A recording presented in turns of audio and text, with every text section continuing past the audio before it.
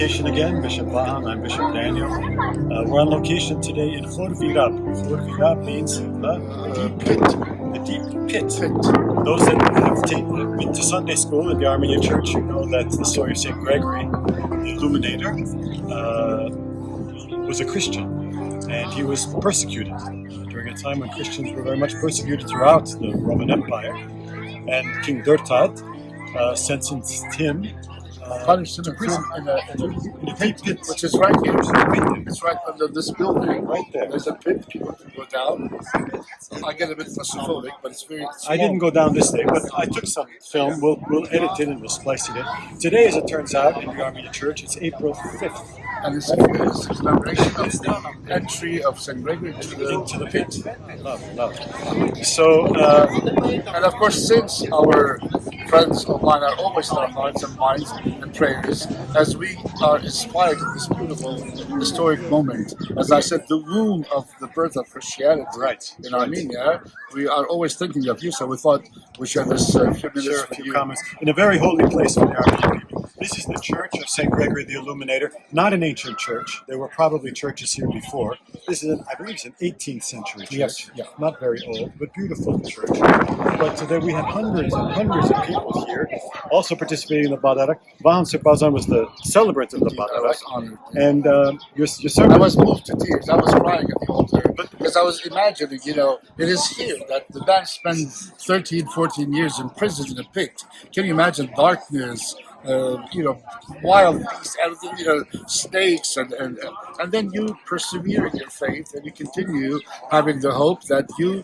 ultimately will conquer this and will continue witnessing to the Lord. And that's what happened. We know the story of St. Gregory. He's called a confessor because he testified to his faith through suffering.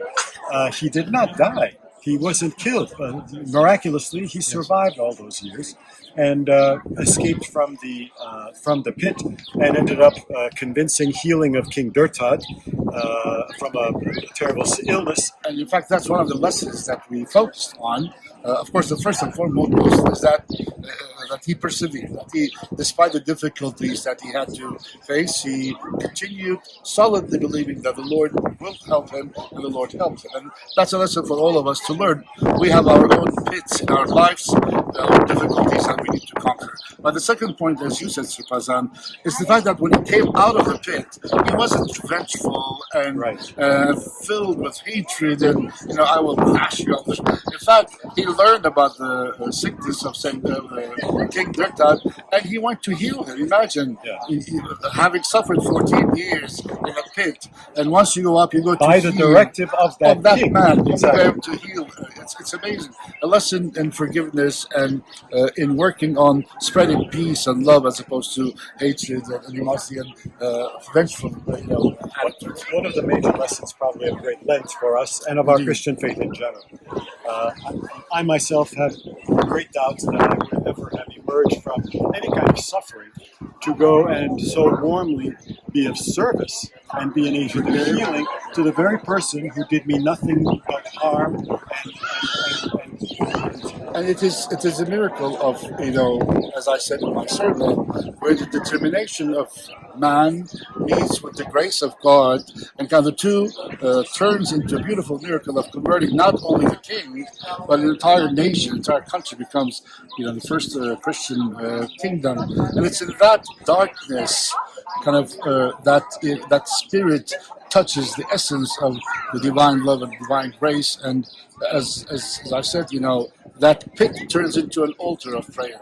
Instead of a prison of despair and sadness, it turned into an altar of prayer and hope, and lo and behold, the entire nation is, and he remains a saint in the universal church.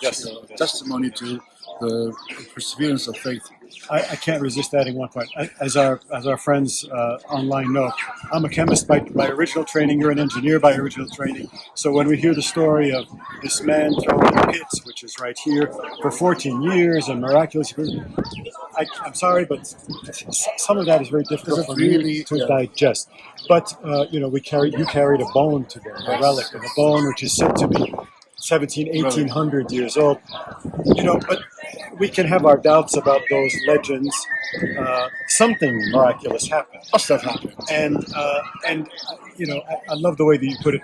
The heart of the story is not in the details of how this man, was it 13 years, was it 3 years, was it 3 weeks, was it 14 years, but in the message that you gave. That suffering is part and parcel of the hope that we have as Christians. And that's about the most realistic vision of religious vision that I've encountered in all of my studies. It's the Christian faith. And we Armenian people have grabbed onto that as the most realistic, the most helpful, the most inspiring vision of what this life is all about.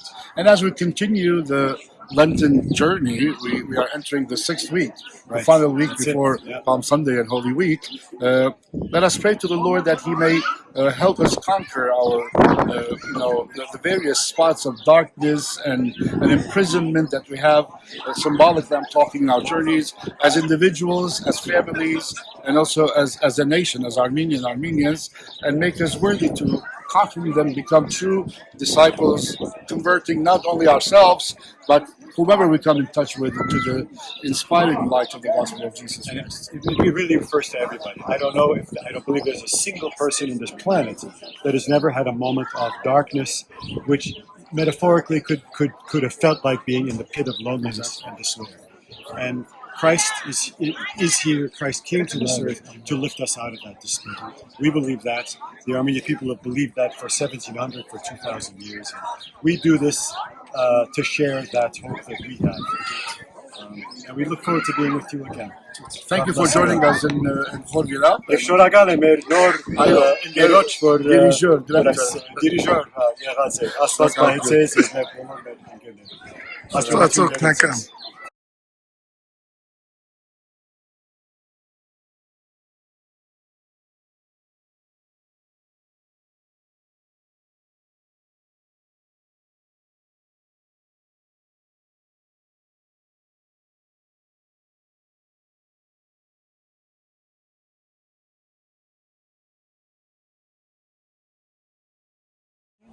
My name is Tamar. I came Tamar. from Tamar, yes. My sister's name is Tamara, Great.